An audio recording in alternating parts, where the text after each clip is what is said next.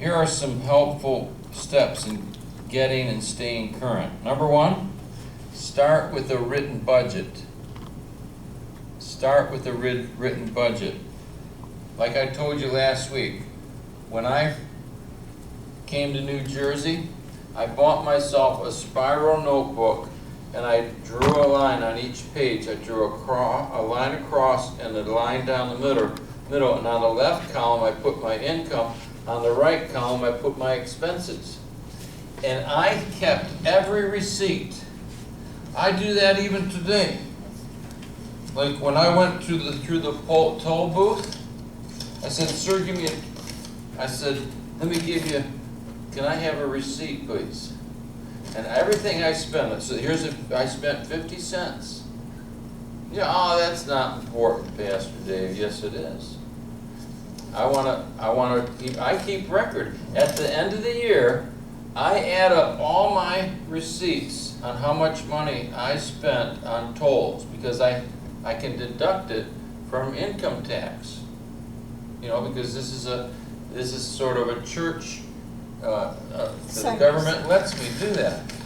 And so, see, that's 50 cents. I mean, you know how many times I've been through the tolls? I probably have almost $300 that I've spent on tolls so far this year. And if I don't keep record of it, when I could get that money back. So have a budget. You know, make sure you keep good records. Now, last week I handed out this sheet, and I think many of you still have it. But it said, like for example, 10% of whatever you bring in automatically goes to the Lord. Okay? For most people, your rent or house mortgage should not be more than 23% of your income. Another thing, your groceries should not be more than 18%. Your travel and auto expenses should not be more than 10%. Your household needs and clothing, 8%. Electricity, heat, 8%. Savings, 5%. Entertainment, 5%. Telephone, 5%. You know, you ought to, and on this sheet, how many of you got this last week? Okay, the majority of you did? All right. I know that I have some extra sheets in my car, but I didn't bring those up. You know, Brother Preem, you know my car, right? It's that, could you go down and on the front seat, there should be some extra of these, okay? I'm parked in the back, yep. And it's a silver Jetta, but here's the thing. I parked next to the same exact car, so don't. It'll be the one on the left when you walk out there. Yeah, front. So, first, folks, how do you get out of debt? What's the first step? Transfer all your ownership. And then have a written what? Budget. Keep a budget. I tell people this when they have financial problems. You know, you keep every receipt for 1 month and you tell me how much came in and how much went out. And you know, they say, I spent $300 eating out this week. I said, that's too much, isn't it? Yeah, I didn't know I was spending that much. I bought a $5 Starbucks coffee, then I went for lunch with everybody, and that was $15, and I came home, and I didn't feel like cooking meals, so I ordered out, and that was $20, so that was, okay, so that was $25, $30. You already spent $30 a day.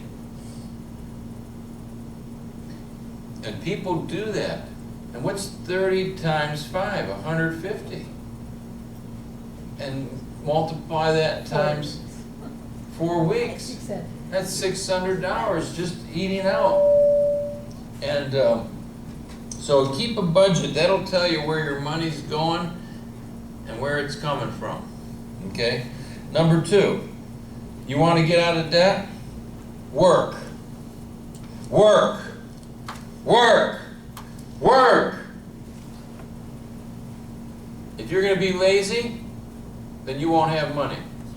The Bible says the hand of the diligent will stand before kings. That's right. In fact, in Proverbs 10, verse 4, listen to what this says. Proverbs chapter 10, verse 4. He becometh poor that dealeth with the slack hand, but the hand of the diligent maketh rich. If you're diligent and you work hard, you'll get ahead. That's the Bible. Do you understand? If you are lazy, you're not going to get ahead. But if you work hard, you'll get ahead. It's the truth. Work to obtain money. You know, God designed us from the very beginning when He created our grandparents to want to work. Adam and Eve, even before they sinned, were put into the garden to dress the garden, to work. You know, we are designed to work.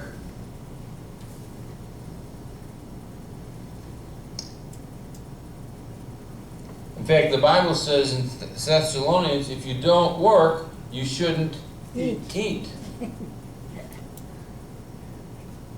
And I'll tell you what, my dad taught me and my brothers to work. All right, boys. I mean, when I was 10 years old, I was splitting wood for the fire. When I was 10 years old, I got a job delivering newspapers. And every day I'd deliver newspapers on my bicycle. And I would save my money. And you know what? By the time, I already think I shared this with you, by the time I was 16 years old, I already owned a piece of property in my name in Florida. I already had purchased my first used car for $525. And I helped purchase a boat and a motorcycle. You know, and how did I earn that money? Shoveling snow, knocking on doors, raking leaves, delivering newspapers, and saving. My dad taught me that. So work. So have a written budget and then work. But I say, I can't find work. Yeah, you can. I'm telling you.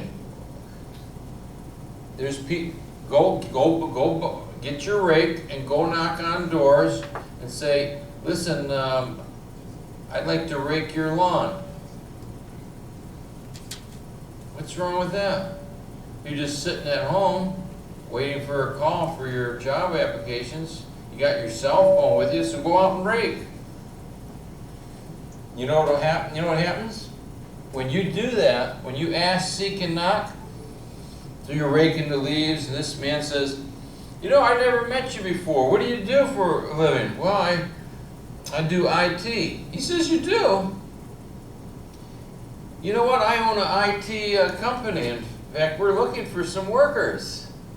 After you finish raking, come up and knock. I'll pay you and give me some more information about you, and I'll get you a job. I like your hard work ethic. You see? That's how God works. It's the truth. So work. Number 3, determine the difference between needs and wants. For example, I need a car. I want a BMW. But a Ford will be okay. So you see what I'm saying? You say, I need a car. I want an expensive car, but really, all I need is a reasonable car. And let me just share with you you know, it's up to you, but you're better off sometimes buying a used car than a new car. I mean, a good used car you save a lot more money, believe it or not. Especially if you can pay for it cash. So, but determine the difference between needs and wants.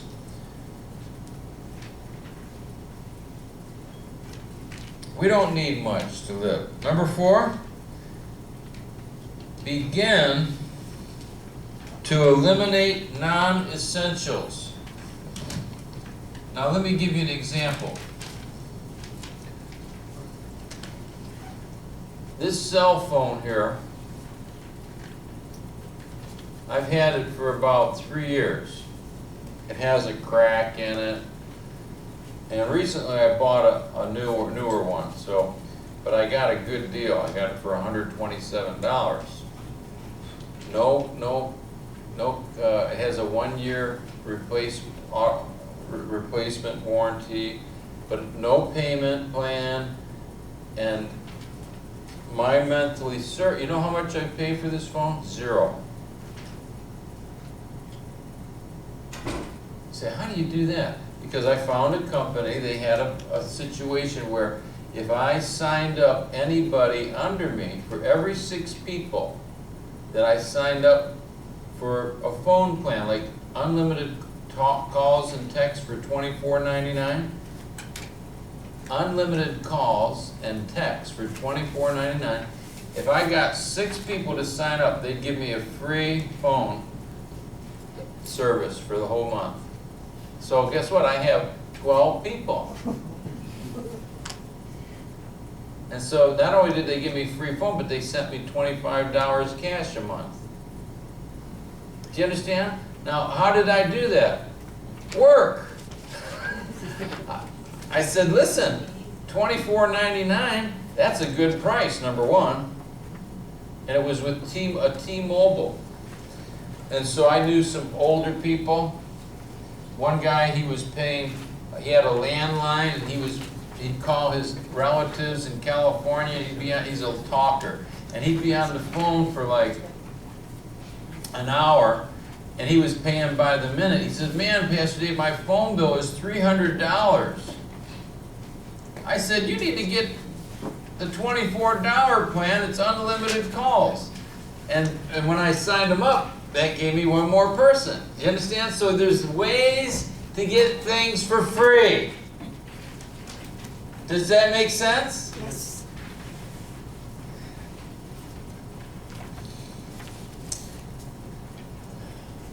So, determine the difference between needs and wants. Eliminate non-essentials. Avoid costly pleasures. You know, every TV, do you need every TV channel on the TV?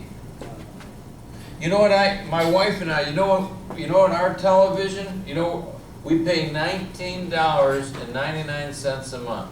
That's it. For our TV. It's through Dish. And I used to pay $49. I said, man, cut it down. I don't need all those extra channels.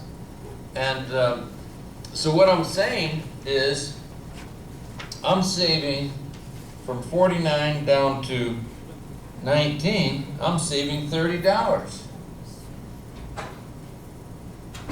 I could put that into savings or give it to missions or something. So, and then here's another thing. Utilize your individual skills by fixing and doing things yourself.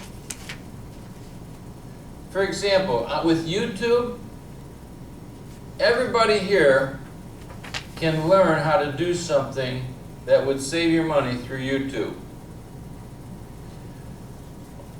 Hey, Pastor Dave, my sink is stuck. Well, look on YouTube. Type in how to unstop your sink. And they'll show you. And you go on there, you call a plumber for $300. He'll come and fix it, or fix it yourself. For example, I have a rental property, okay? And my tenants were saying, the toilet's not working. I rent 3 rooms to these guys. And they said, the toilet's not working right. You flush it, it goes real slow. So I went there. I brought my tools. You know, you go on YouTube, how to fix a stopped up toilet. You watch it, take the nuts off, lift up the toilet, and I looked underneath there, and somebody had flushed a pen, a plastic pen, down into the toilet, and it was stuck in the toilet. You know, after it got stuck before it goes down into the main drain. So I had to go in there with pliers and move it around, and I took the pen out, and plus there were all kinds of papers, like receipts. Somebody was flushing down bags of garbage down the toilet. You don't do that. But I took it all out. It was gross, you understand? It was a toilet, and it was gross. But guess what? If I would have called the plumber, it would have cost me $300. But because I did it myself, I paid $0. Do you understand? Learn to do things yourself. If you were, for example, at our church, we built a $4 million addition and renovation of our church. $4 million is how much it would have cost, based on the square footage and everything we did. But you know how much we did that whole addition for? $750,000. Because I got free doors, glass doors, free glass. Hallelujah. I mean, I got free, one time, all the lumber we needed for one of our additions, I got out of a shopping mall that went bankrupt. I called the bank, I said, listen, we'd like to take all the building materials out there for free. They said, we'll give you a tax write-off.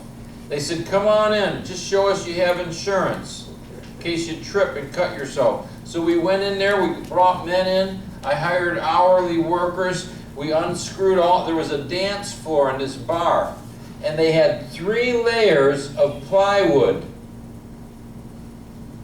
Plywood, 3/4, tongue and groove. We unscrewed it, we took out 300 sheets of plywood. You know how much that plywood costs today per sheet? About $35. What's 35 times 300? Close to $1,000. $10,000. The glass, the doors, we got about $30,000 of that out. I mean, and I'm telling you, there's ways to save money. In fact, I talked to this one man, he visited our church. He couldn't believe it. He says, you're lying to me. There's no way you built all this for $700. He says, I used to own an apartment complex that had 300 apartments.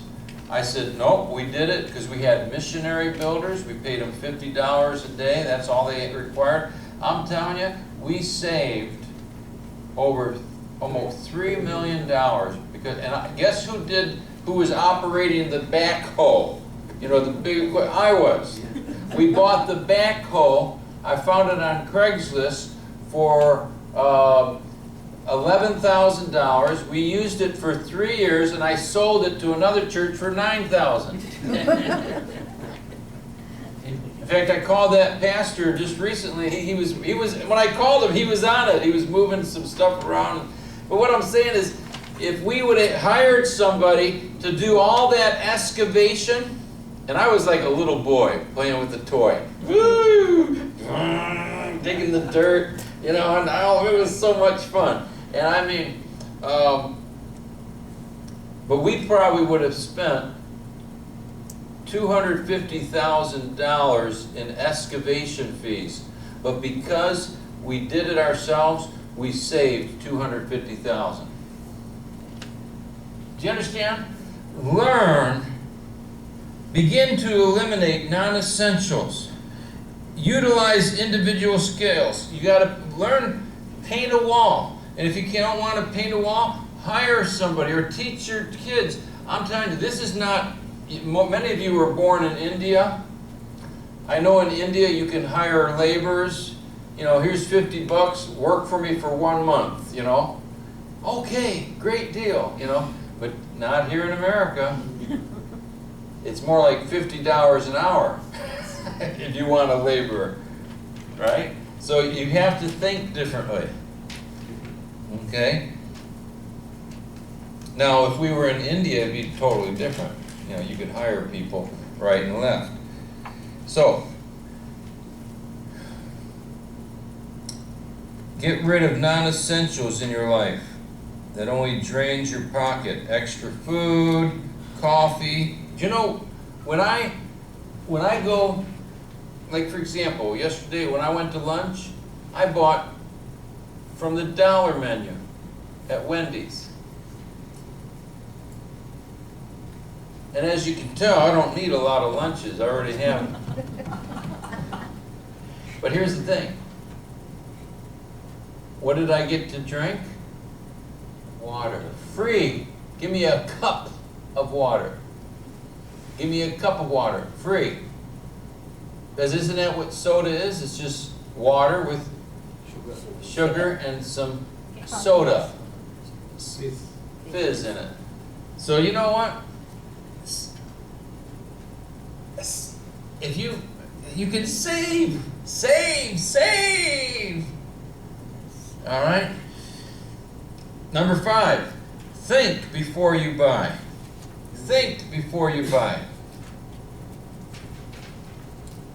Every purchase should be evaluated. You should pray about it.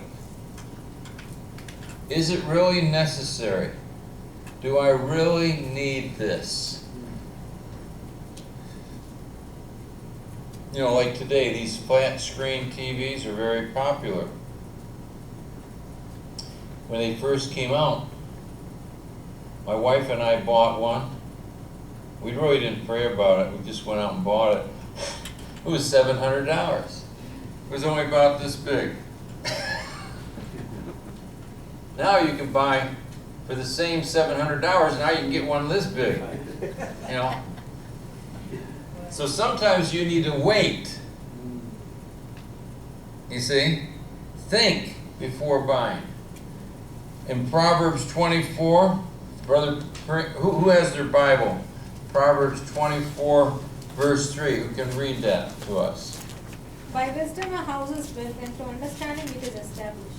Okay, so through wisdom a house is built, and through understanding it's established. So one of the wisdom things is think before buying. Now let me give you an illustration. When my wife and I, when I first came to New Jersey, I was just making $150 before taxes driving a school bus. So I was on a tight budget. I owned a little yellow Fiat, it was paid for, and I needed a couch. I lived in an attic apartment in Montclair, and I was driving down the street, and somebody put a couch out. Well, I looked it over, it looked clean, it didn't have any bugs. I put it on my car and I brought it home. It was actually an Italian, a very fine wood, hardwood, Italian, very firm. It was a beautiful mattress. Just this afternoon, before I came here, in our town is junk, this is bulk week, everything bulky. And many of you know Preeti and Sunny. Yes. On my street, I was driving down my street. They had just moved into an apartment, a larger apartment. And I called them, I said, Sunny and Preeti, somebody, one of my neighbors is putting out a big dining room set. There's like 10 chairs and a table with expandable inserts. And it's solid wood. He came and he got it, and he's using it today. Praise God. So what I'm saying is, I knew a man, he would go around in the nicer neighborhoods on junk day, and he would pick up junk and he had a trailer. And he would put it in the trailer. It was a covered trailer. And on the weekends, Friday and Saturday, and he wasn't really a God-fearing man, but he was, but not, he wasn't going to church. He would go to the flea market, the New Jersey flea market, in one of these towns. And all the stuff he picked up, he put on a flea market, and he made $500 every weekend, just selling other people's junk. He would pick it up, clean it up, put it in the trailer, bring it, and he made $500 every weekend selling stuff at the flea market. Selling used furniture that he got for free. So, think before buying. Does this purchase reflect my Christian values? Do I really need this?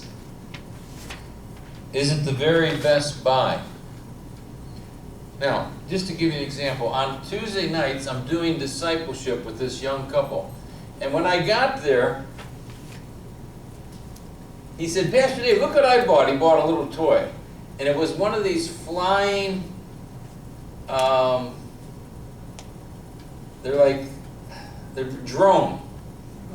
It was a drone. But a real small one, about that big. And it had 4 little. And so he said, watch this, Pastor Dave. And this is during discipleship. You know, we're having a Bible study. And he goes like this. And it goes, and he's flying it around his kitchen. And it goes up and he brings it down. He has a little dog. And the dog was trying to bite it. And it went up. And he's flying it all around. He said, man, I got this at Radio Shack for $50. I said, man, that's cool. I'd like to get one of those. Because, you know, I got a little boy in me.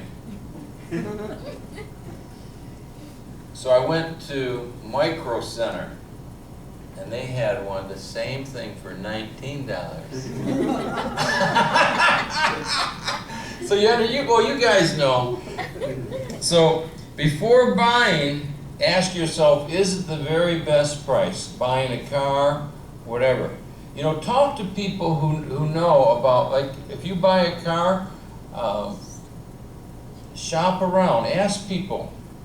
I tell people, if you're shopping for a used car, I know of a used car dealer who has very good, he's a Christian, very good prices.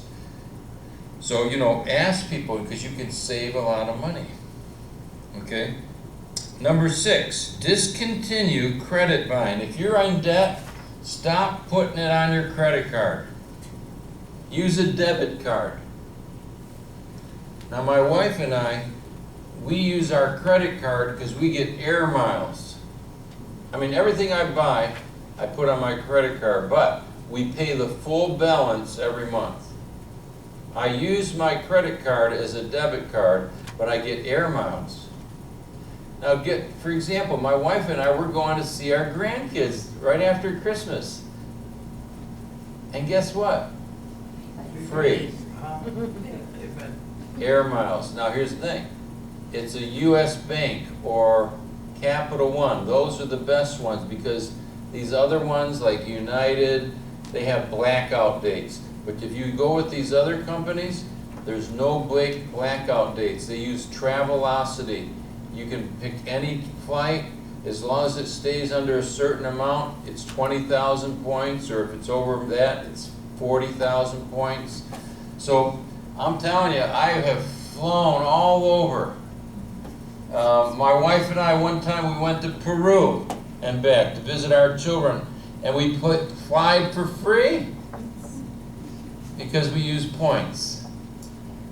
So try to be, I know some people are into coupons. They get free stuff all the time and coupons. So, but try to discontinue. If your credit card, if you're paying more than 4% on your credit card, because you know these credit card companies, they'll charge you 24%, 30%, and you'll never catch up. You'll just drown. And then number 7, practice saving. Save part of your money that you obtain, even if it's only a little a month. In Proverbs 21:20. The wife stored up choice food and olive oil, but foods gulped their food down. Right. So that, see, there's a you desire to have a treasure. And there's oil in the dwelling of the wise, but the foolish man spendeth up. Learn to save and don't just spend. Practice saving. Don't spend everything you make. Prepare for the future. Now, how do you save? Number one, have sales resistance. Just because it's on sale, you don't need it. Follow common sense, not your feelings. When it comes to sales, beware of covetousness. Don't be guilty of also presumption. Well, I'm going to buy it and I'll earn enough money next month to pay it off. No. Pray about it. You know, one time my wife and I, when we got married, she had a washing machine, but we didn't have a dryer. So we said, let's go out to Sears and buy one. I said, honey, hold on, let's pray about it. So we prayed, and one day I'm driving down the street, and this guy had left his dryer at the curb. This is in Montclair, in the rich, mansion house. So I pick it up, it was electric. And as I was driving home to drop it off, this guy was walking to the curb and he was dropping off a washer and a dryer. I said, sir, what's wrong with those? He says, nothing. He says, we're moving and the people who are moving in don't want it. So it's a working washer, working dryer. And it's gas. So I had a gas and electric dryer for free. And it lasted me 6 years before it broke. So what I'm saying is,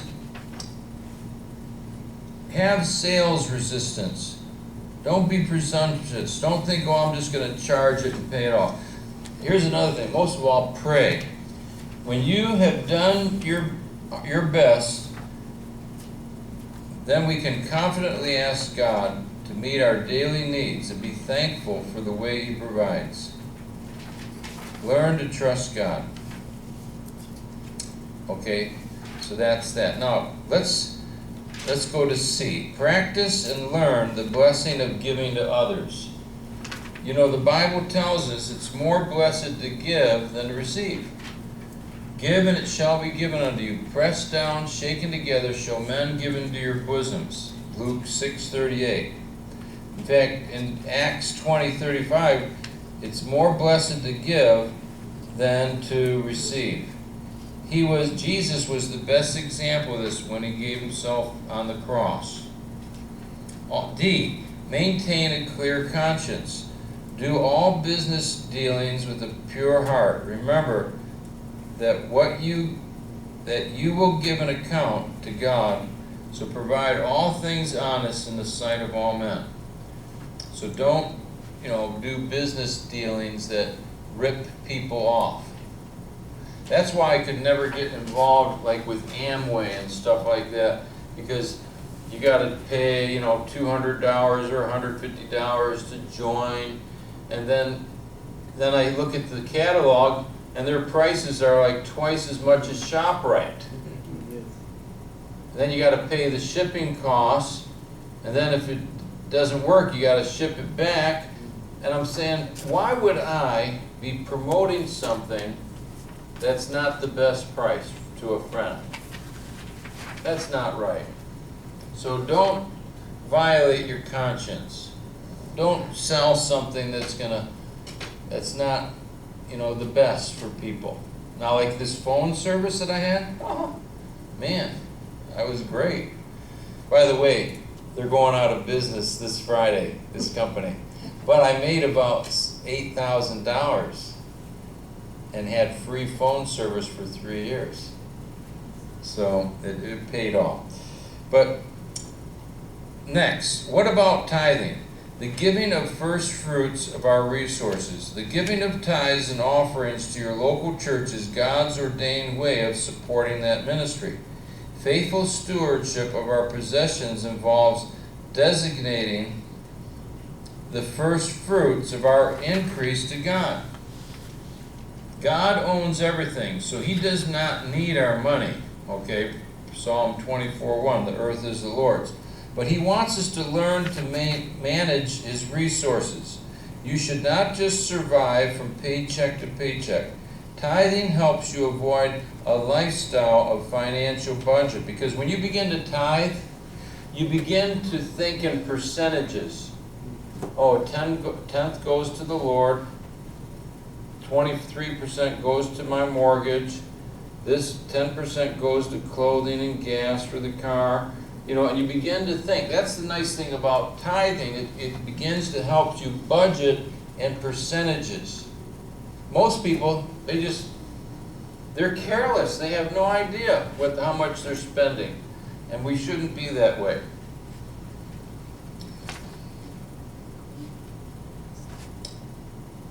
Tithing helps you avoid a lifestyle of financial bondage. So tithe. Quit being a thief, robbing God and yourself of the blessings of good stewardship. Malachi 3:8. The Bible says, bring your tithes into the storehouse, and he'll open the windows of heaven and pour you out a blessing that there won't be room enough to receive it. And I'm telling you, I know. Ever since I heard about tithing, listen to this. I was just recently saved.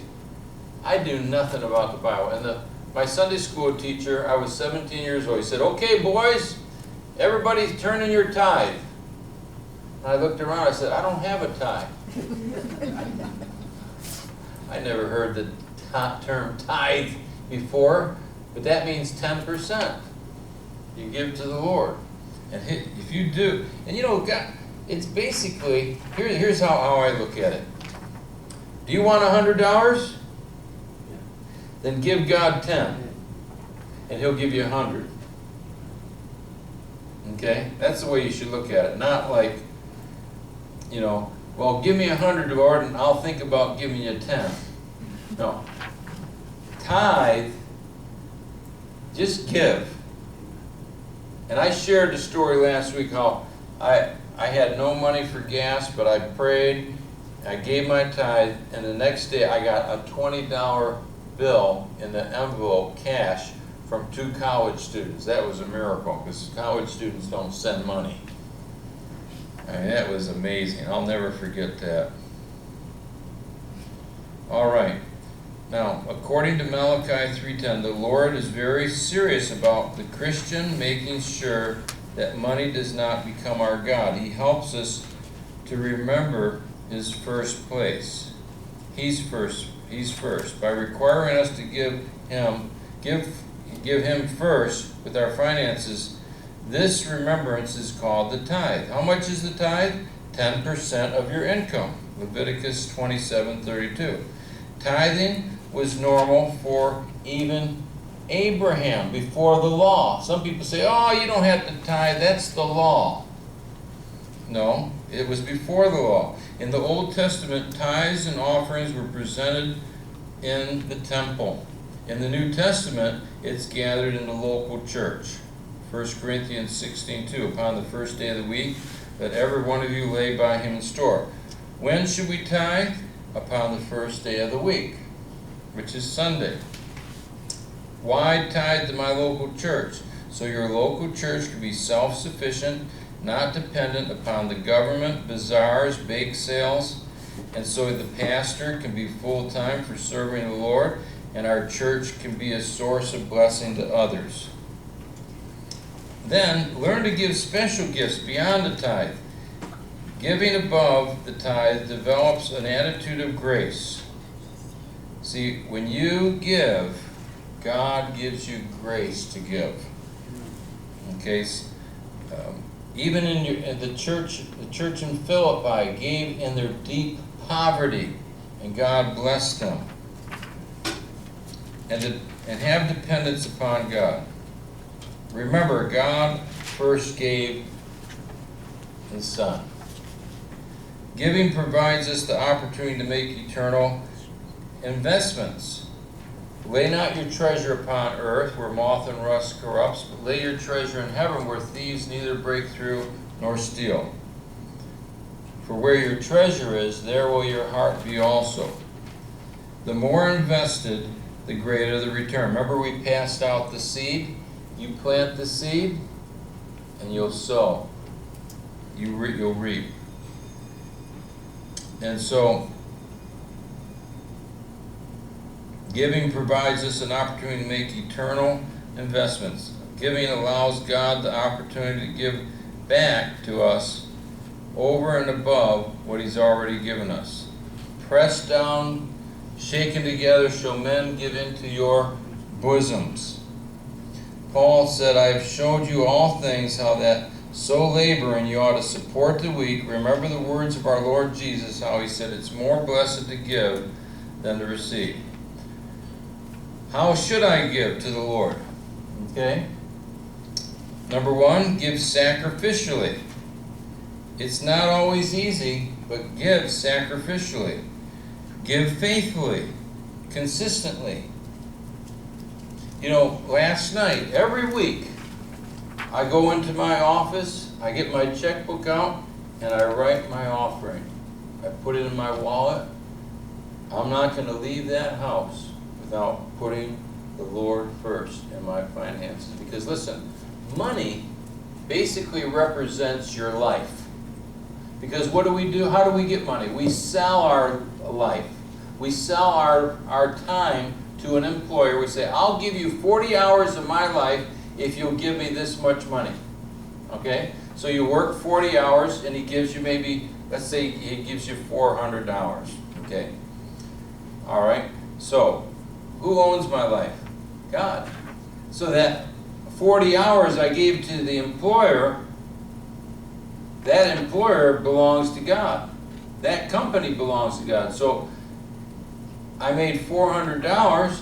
So basically what the Lord's saying, am I Lord over your life? Am I the boss? Am I your Lord? I'm asking you, David, to remind yourself of my lordship. I want you to give a tenth. So $40 of my 400 goes to the Lord.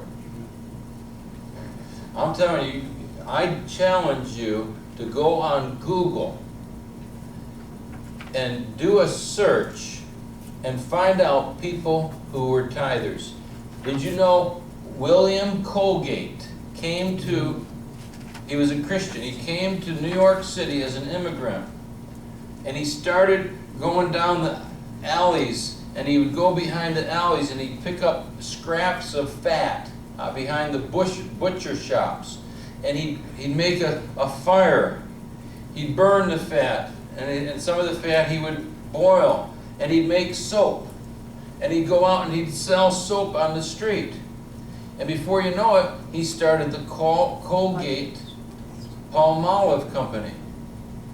And you know, it's a very well known, and you know what? He would always give a tenth of what he made to the Lord. And before you know it, by the time he died, he was giving 90% of his personal income back to the Lord. John D. Rockefeller, who started Standard Oil Company.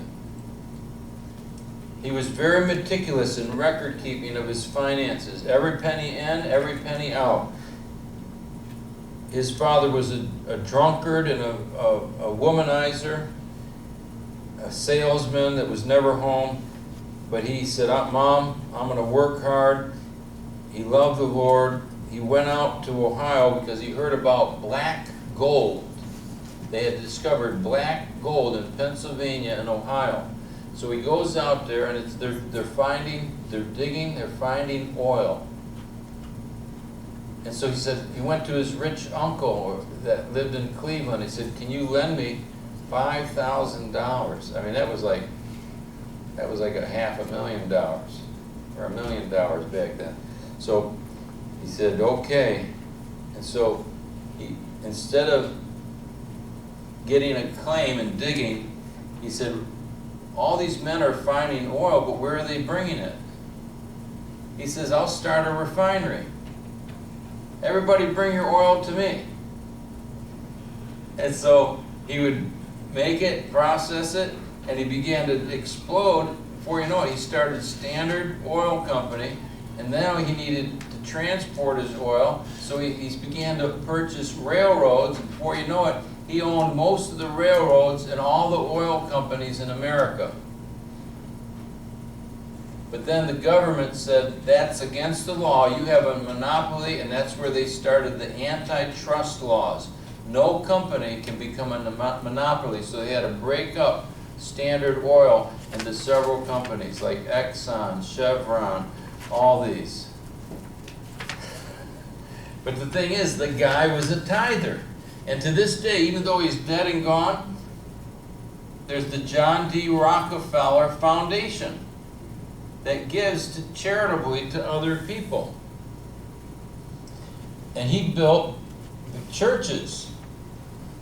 Carnegie, was in the steel business, was a tither. And he built, charitably, he built like 80% of the American libraries that are out there. So hard work through tithing. Establish a tithe. Give faithfully, give cheerfully, give willingly. And remember, how do you gain money? Establish a tithe, pray, work, save, and plan. So just, put those, keep going, brother. It's pray, work, save, and plan.